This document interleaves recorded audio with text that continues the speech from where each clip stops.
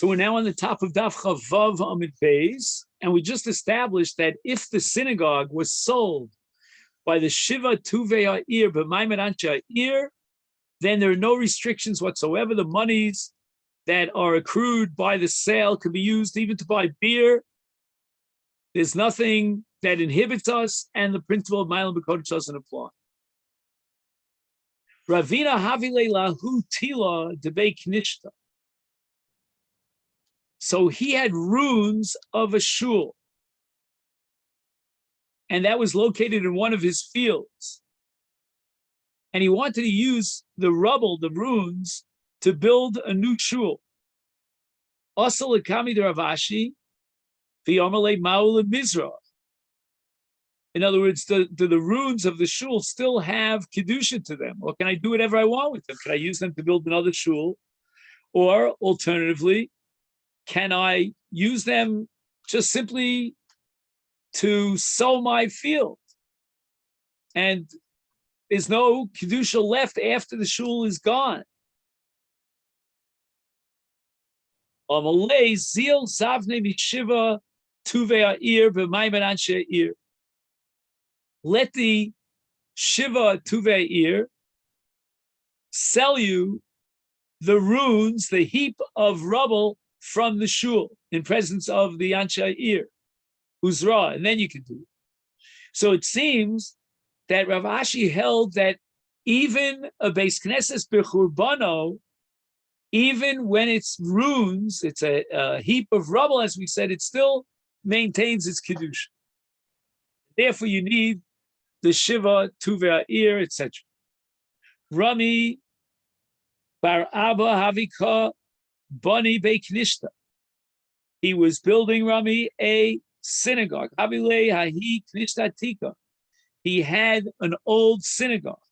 He wanted to break down the old synagogue, Ulasuye Livne Ukshure Mine, and to use the bricks and the beams from that old shul. V'ayule lahasam. And then use them to build the replacement of brand new shul. Yosef v'kami boile, he was sitting and asking that very question. The Rabbi Chizda, the Omar of Chizda, lo listar beiknishta ad de bani beiknishta achrini.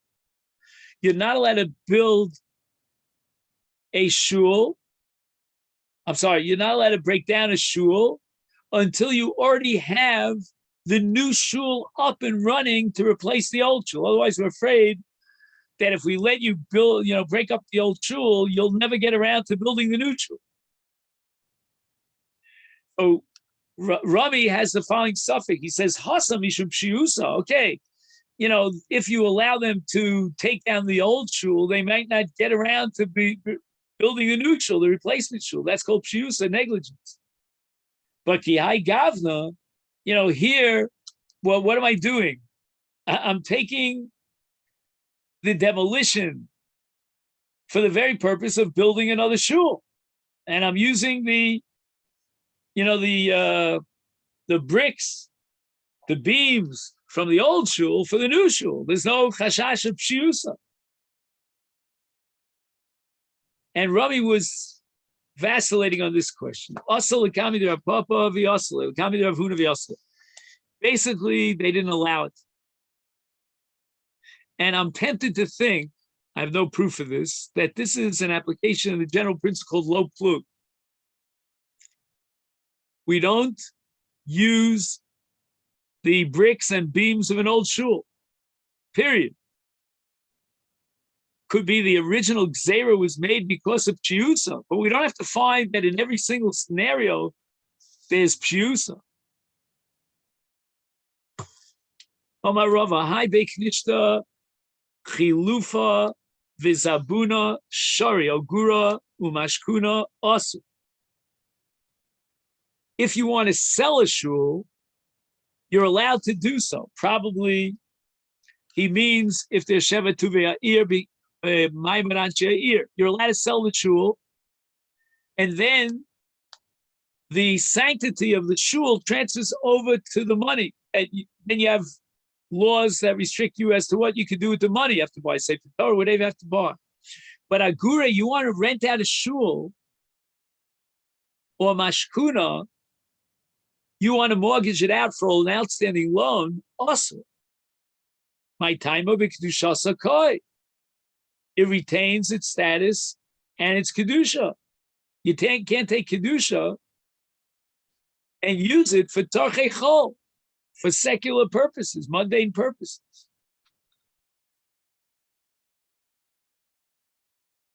So it means the following: Bishlema, if you're doing a chalufa or a zvune and you're selling it or you're exchanging it, so now the kedusha transfers over to the new object that you purchased. But in the case of rental, where's the transfer of kedusha? You're just getting paid as a rental fees.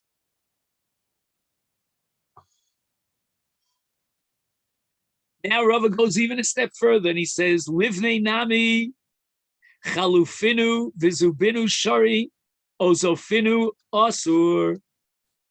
The bricks and the different parts of the structure, the beams and so forth of the synagogue,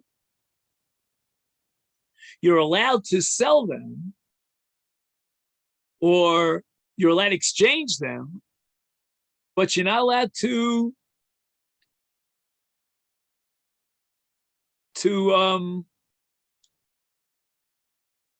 lend them or rent them.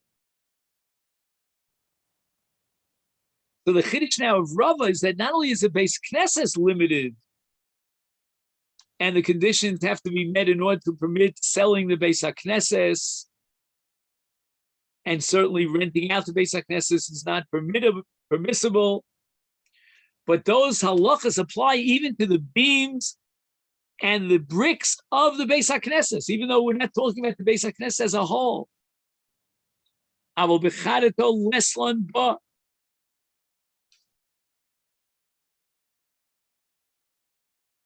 Now, what does this mean? Aval b'chadeto. Now we're talking about new bricks, not bricks from an old shul. Leslan ba.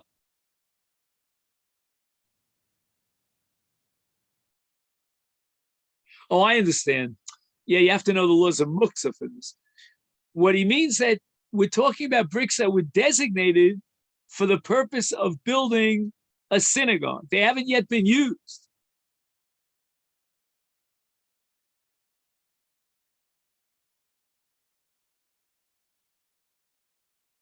Now, if you haven't used them yet, what's the havamina that they would have kedusha?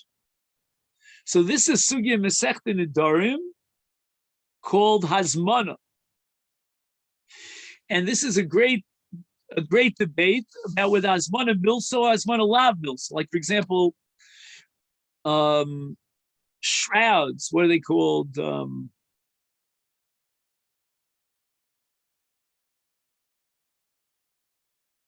No, the word escaped my mind here for a second.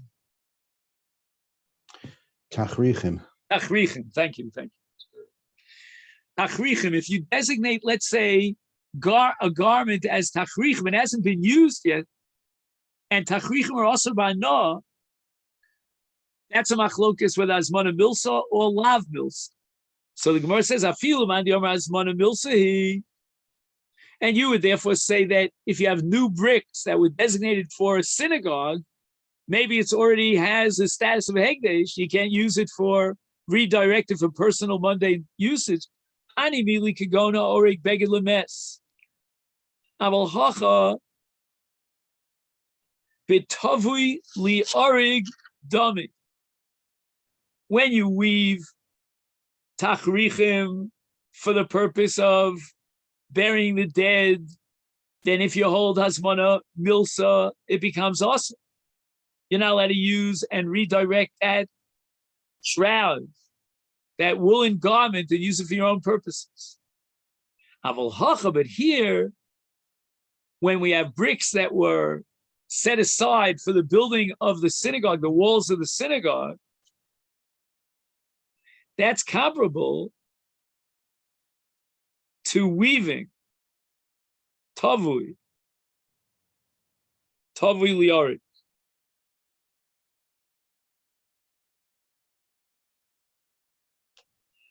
So he's not creating tachrichim, he already has tachrichim.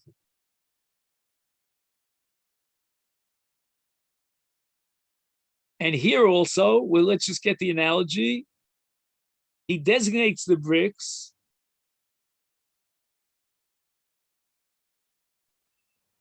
And he's not manufacturing new bricks. The bricks are there.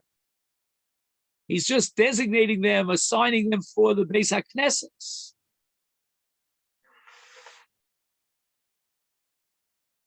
When do we say Azmana Milsa? That's only if he creates something. Like, let's say, for example, you build a Beis HaKiseh or a Beis HaMercha. So Hazmana Milsa means it already has a din of Beis HaKiseh even before you use it the first time. But that's because you manufactured, you created something for a certain specific purpose. And Azmana Milsa, he means it already takes on the din and the status with all the Yisurim thereof of that final product once you designate it for the creation of that final product. But that which exists in nature, like, for example, here we're talking about, the stones and the bricks that you want to use for building the Beis HaKnesses, that's like Tavui Liarik.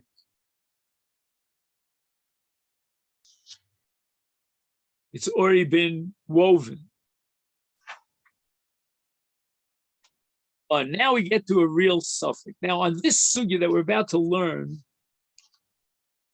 we have a major breakthrough of the Ramban. So I'm a little bit nervous about this, Rabbi, because I remember Rav Soloveitchik when he said Shiurim on this Ramban, which actually I just thought of it. I have that sefer right here in front of me. I don't know if you've ever heard, does the name Rabbi Menachem Binak mean anything to you? So this is a book that was written by Rabbi Menachem Binak. It's called Shiurei Arav on Hilchos, Tefillah, and Kriyat Shema. They're based on Rav Soloveitchik's oral lectures. And he has a whole shir on this Ramban, very complicated. I'm going to just try, if I can, just from what I remember back in the old day, give us a flavor of this Ramban. It would require hours and hours of study. Matana pligi ba Rav Acha v'Ravina chadasa v'chad sharit. Are you allowed to give the synagogue as a gift? And the recipient of that gift could now use the synagogue for whatever purpose he wants. It no longer has the status of a synagogue. Kedushas Beis HaKnesses. Mandi Osar, I understand very well. That's simple. Bahai b'mai or Bahai tifka kedushasa. Until now, we've been discussing transferring the kedusha of a Beis HaKnesses onto damim. And then we have to earmark those damim for some higher level of kedusha, ma'alim b'kodesh. But you're not transferring the kedushas Beis HaKnesses onto anything. You're just giving a gift, an outright gift. So for sure, it retains its kedusha. Uman deshari. And what about the Mandi Omar, who allows you to give a gift? And the recipient now can use the shul in any way he so chooses. He says, Ilav, how does he transfer the kedusha over to what? I mean, Ilav da'avi li'anomine lo avi yoev.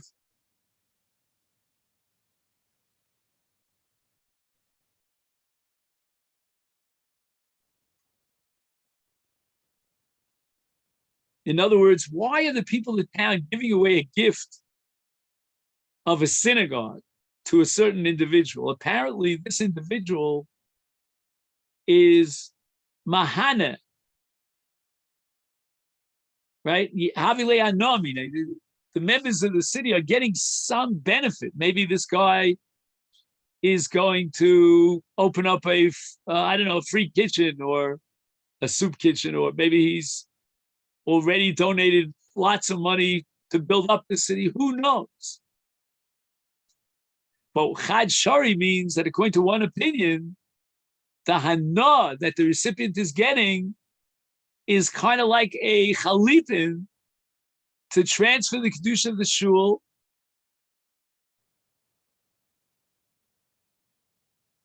V'hodar havile matana kizvini, and therefore matana is like a sale.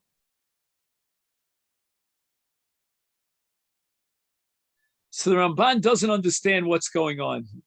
How could it be that according to one man Diomar, matana kizvini, in the case of zvini, you have a physical object and you transfer the kedusha of a sacred object onto that object. Like, for example, if you do a chalipin, or in the case of a regular outright sale, in the case of damin.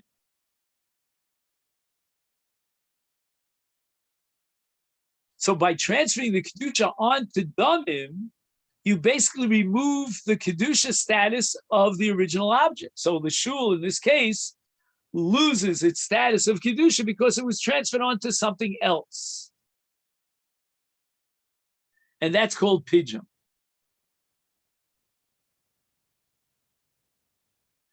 And the Ramban says, with all due respect, again, there are a lot of indications that our sugya that we've been learning is about pidyon. We'll go through some of the indications, but if the Gemara thinks it should apply to matana, in the case of matana, there's no pidyon.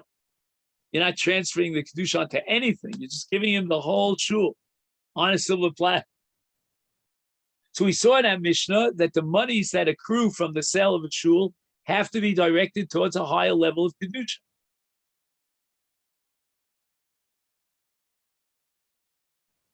The Gemara says that you're not allowed to rent out a shul.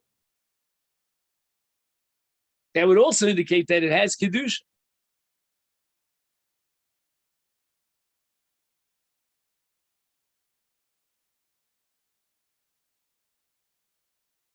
But at the end of the day, says Ramban, how could you possibly justify a gift? Where is the transfer of kedusha onto what? Onto what non-sacred object?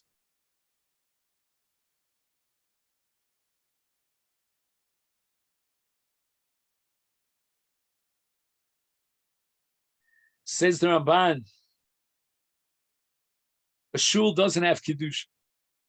The breakthrough of the Ramban. Again, what we've been assuming throughout this entire sugya, that the shul needs pidyon because of its kedusha, and we are transferring the kedusha, taking it out of the shul and putting it elsewhere. It's all wrong.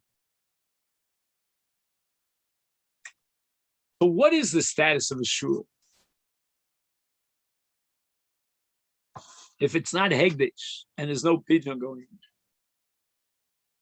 So Ramban introduces a very famous concept, which we're going to learn about right now, called tashmishe mitzvah, something that's dedicated, an object dedicated for a mitzvah, like sukkah, lulav, shofar, and tzitzis.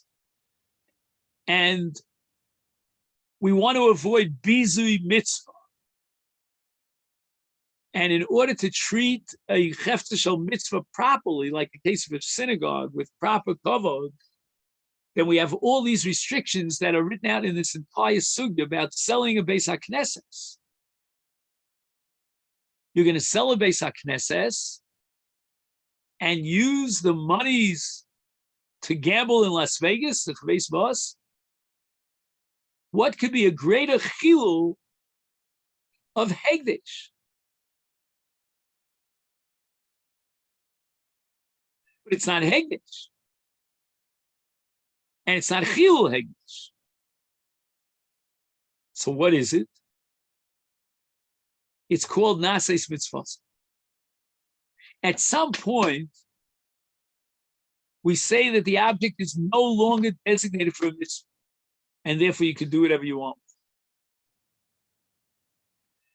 You designated schach for a sukkah, and it's definitely tashmishe mitzvah. Or the daled minim for the mitzvah of lulav, shofar for the mitzvah of shofar, etc., etc.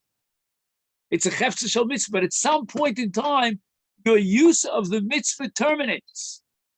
You fulfilled your mitzvah, I sat in the sukkah for 7-8 days, and now I'm out of the sukkah. I took the lulav, and now I finished with the daled minim. There's no longer a status of tashmish and mitzvah.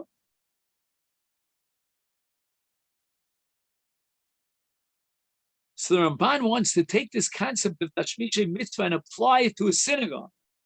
A synagogue is not hegdesh, but it is designated for the mitzvah of tefillah.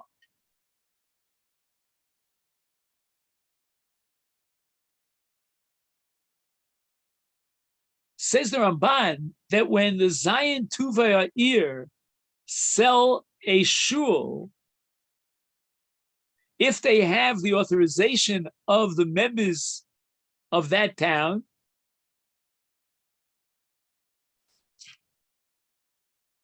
then we have designated this area for the mitzvah of tefillah, but at some point, we want to say that the shul is no longer needed. We don't have to, it's not functioning as a makom tefillah. So why don't we exchange this edifice for money?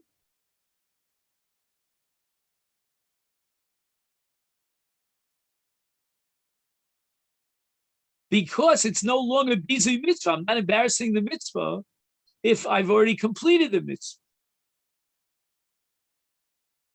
So it seems that the Ramban holds that the Shiva Tuvei Ha'ir are making the decision that the mitzvah, as far as this synagogue is concerned, the mitzvah of tefillah has reached its fruition. And therefore the status of tashmish mitzvah is no longer applicable.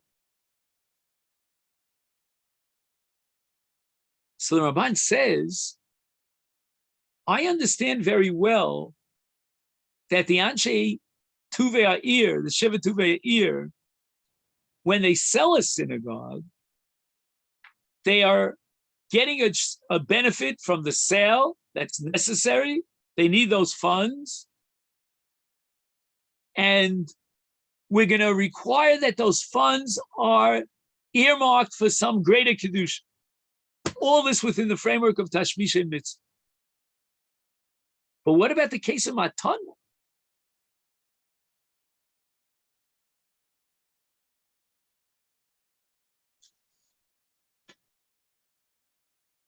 So Ramban comes up with a brand new svara. He says that the Anshe, the Shiva Tuvei Ha'ir representing the city, would only have given away the synagogue as a gift if that recipient was a great magnanimous donor.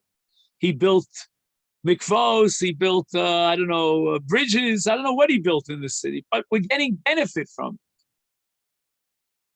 And the Tuvei Ha'ir have the right to determine that the benefit that we get from this person makes it worth it for us to give him the shul. It's a nice piece of property, it's real estate. And now it's Paka Mitzvot. Mamish, a wild Ramban. The Ran disagrees, and other Rishonim. I mean, the whole sugya seems to be built on the premise that we're talking about Hegdish, and the shul has a din of Hegdish. Omar Rava, Mereish Hava Mina, originally I thought, Hai Kursaya. So this is the teva on which we put the Sefer Torah for reading the Torah, Tashmishi to Tashmishi, right? It's an accessory to an accessory. Why? Because the Sefer Torah itself is covered by a mantle. So when you put the Sefer Torah down on the teva, or we have the Eitz Chaim and so forth, then you have the mantle, and that's a tashmish to kedusha. And now you have the teva, the bima on which you put the Sefer Torah. So that's another tashmish. Kavon, however, and vishari, and therefore I could do whatever I want with this teva. Like, for example, if you daven in the Amic Learning Center Friday night, especially if the Spanish young fellows are there, you'll see how they make drums, they bang on the teva. I was never happy with that. I never felt comfortable with it. But they make music on the table. Bishari, it's tashmish to tashmish. But then Rava said, no. Changed his mind. Kevan de chazina de mosve iluye sefer Torah, that there are many occasions on which they put the sefer Torah directly on the teva, and it's no longer tashmish to tashmish, it's now tashmish to kedusha. Is amina tashmish to kedusha v'yasur. That's statement number one. Number two, v'yamar Rava meireish havamina. I originally thought hi prisa tashmish to tashmishu. They used to line the aron inside with curtains, and those curtains have the status of tashmish to tashmish.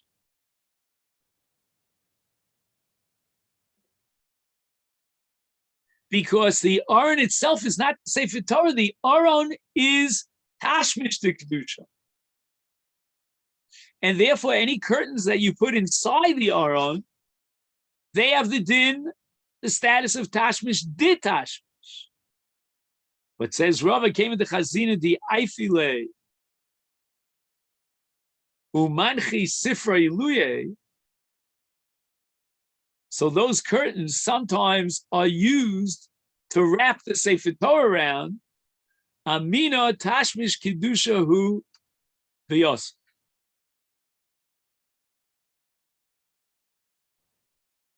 Rava number 3. Hi tevusa de irpat. So we have now a teva, and again, as opposed to a bima, a teva is an ark in which houses a Sefer Torah, more than one Sefer Torah, the irpat, and it fell apart. Mi avda teva zutroi shari. You can take the parts of this ark, the smallest segments, and it's permissible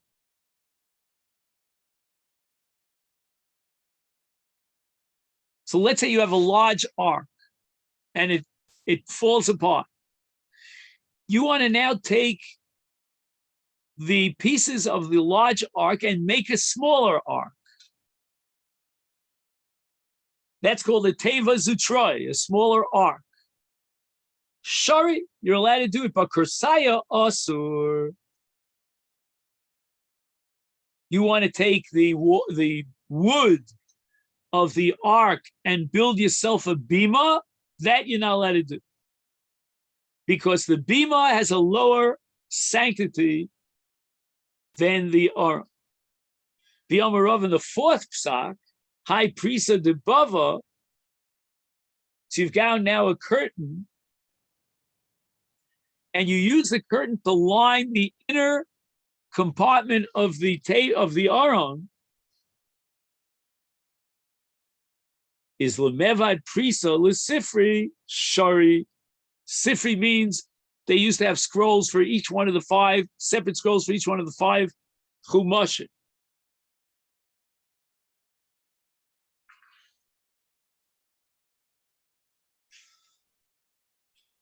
So you want to take the curtains from the inside of the aron and use them for a cover for chumashim. He says the following: if it's prisa l'sifri shari, but l'chumshan asur. If you want to create a mantle for a Sefer Torah from the curtains that adorn the inside of the aron, you're allowed to do so. Because a mantle for the Sefer Torah has at least the same darg of kedusha as the inner lining of the aron. But l'chumshin asur. If it's not a full Sefer Torah, but it's only one single chumash out of the 5 chumashim, then it's asur.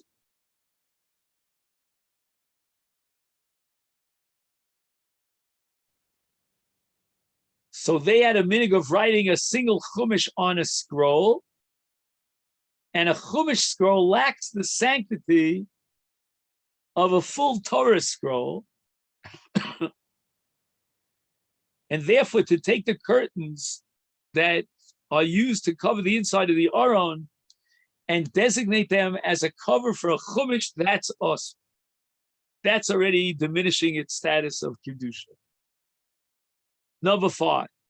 The Omar Rava, Hai, Hani, Zvili, de Chumshe, V'Kamatri, de Sifri, is Kula, is Tashmishi, Kedusha Ninu, Binignozim.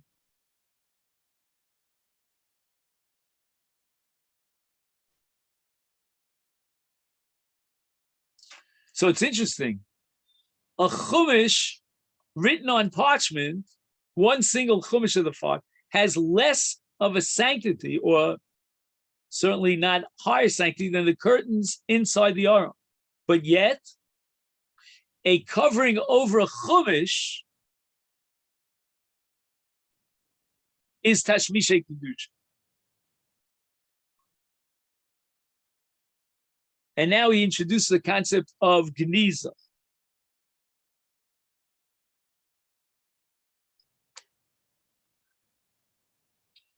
You have tashmishay kedusha that are no longer functioning. You have to hide them under the ground. So the Gemara says pshita ma'odetema hani lav lekavod avidan. These cases that we use for individual chumashim is lav lekavod avi. They weren't created for kavod, but rather linturi bi'alma avdi. They have a function to protect the cloth that is surrounded by these neture bi'alma, by these sacks.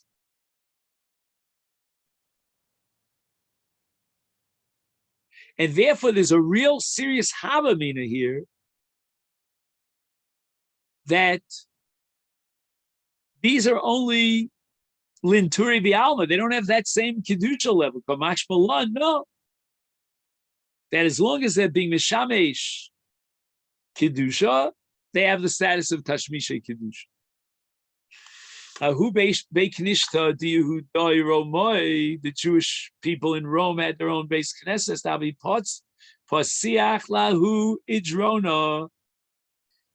It opened up into a certain chamber.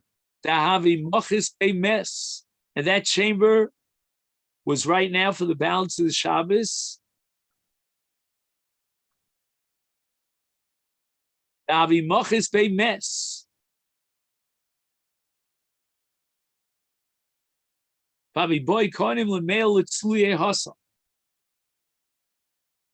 now there's a problem. You've got a chamber and you have a mess inside the chamber. The Kohanim want to enter in to daven.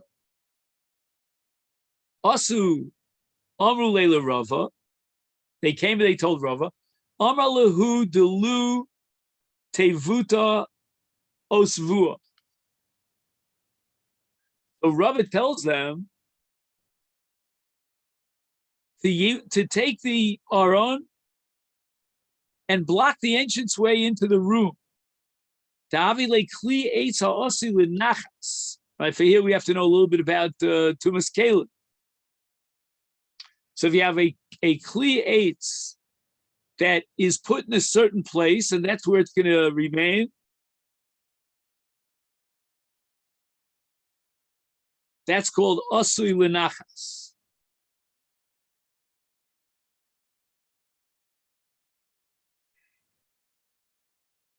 Ukli eitz asui lenachas eino mekabel tum. V'chotzeitz b'fnei atum. Oh, that's what we needed. V'chotzeitz b'fnei atum. So in other words, in order to allow the Kohanim to enter into the shul to daven, when there's a corpse lying in the idrona, then you have to set up a chatzitza, and that's going to be a kli eitz ha'asui l'nachas.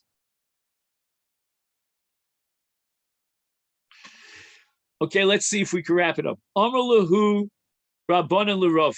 V'azimnin de metaltale ki monach sefer Torah luye. V'havile metaltala mole reikon. You want to tell me that the Aron could serve as a kli ha'osui lenachas, and it's permanent?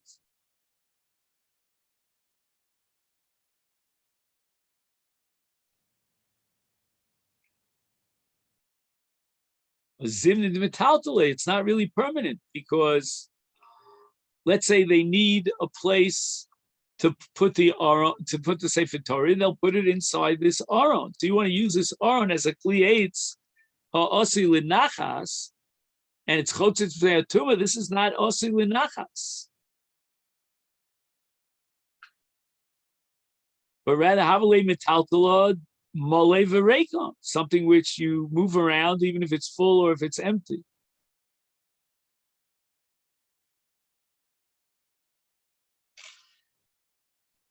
So Rava says, if you're correct that they actually move the Aron when they need to place a Sefer Torah inside of it, then then you can't be chotzeitz the entrance into this chamber where the mess is.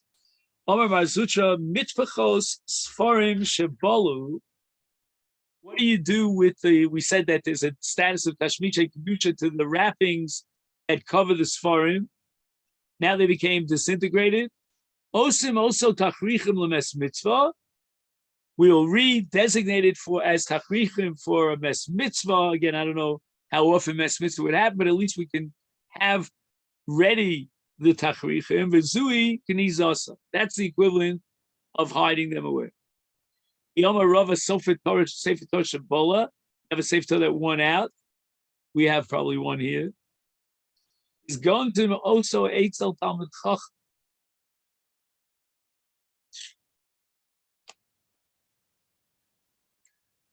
We're going to take the Sefer Torah and we're going to hide it, meaning bury it, next to a Torah scholar, afilu shona halachos, or even someone who simply knows how to read and explain plain, simple halachos.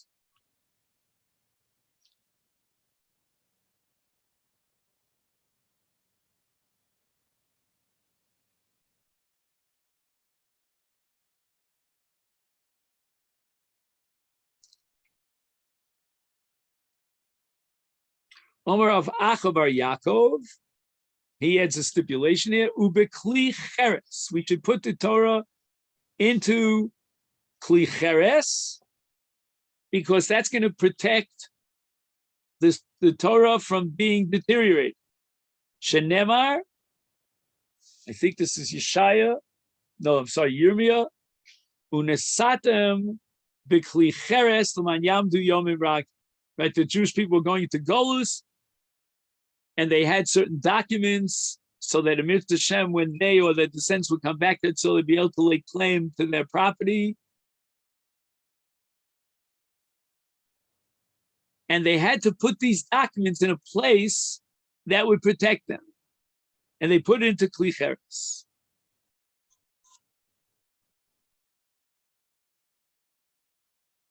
Omar Apapi Mishmei de Rava mi bei knishta le bei Rabbanon shari mi bei Rabbanon bei knishta also. It means that a base hamedrash has a higher level of kedusha than a base haknesses. So you can sell a base knesses, or you can transform it and rededicate it into a base hamedrash. But the opposite, to take a base hamedrash and make it into base knesses, is also. This doesn't make much sense. Anyway, Rav Papa Mishmei de Rava Masli Ibcha, and on the contrary, a Beis HaKnesses has a greater level of sanctity than a Beis HaMedrash. Because Tefillah, in a Beis HaKnesses, Tefillah is absolutely critical. We can't live without it. And not only that, it could be that what the Gemara has in mind in the name of Ravi is that even a Beis HaKnesses could be used when necessary as a Beis HaMedrash. Omar of Acha. And here we're going to finish up on the top of Chav Zayin and Aleph. Kavase derapapi mistabra. It's logical. The Omar, Rav Yeshua ben Levi, Beis HaKnesses mutal asosa Beis HaMedrash. You're allowed to convert a shul into a Beis HaMedrash because a Beis HaMedrash has a higher level of Kedusha Shmamina. So this is a support for the original position of Rav Papi, who allowed you to convert a Beis HaKnesses. Just 1 second, no. Now we're saying, I'm sorry, I just lost the cheshbon here. A Beis HaKnesses to a Beis HaMedrash. Yeah, I got it right. The original formulation is that a Beis HaMedrash has a higher level. It means they don't use a Beis HaKnesses for anything but tefillah. And Torah is on a higher level of Kedusha than tefillah, and therefore Beis HaMedrash is greater in Kedusha than a Beis HaKnesses. Okay, then, so this is where we're going to stop here on the top of Chav Zayin, and in Mitzvah Hashem, we hope to get a chance to record Daf Chav Ches, which is tomorrow's Shabbos' Daf. So I'll wish you a great Shabbos. Thank you so much.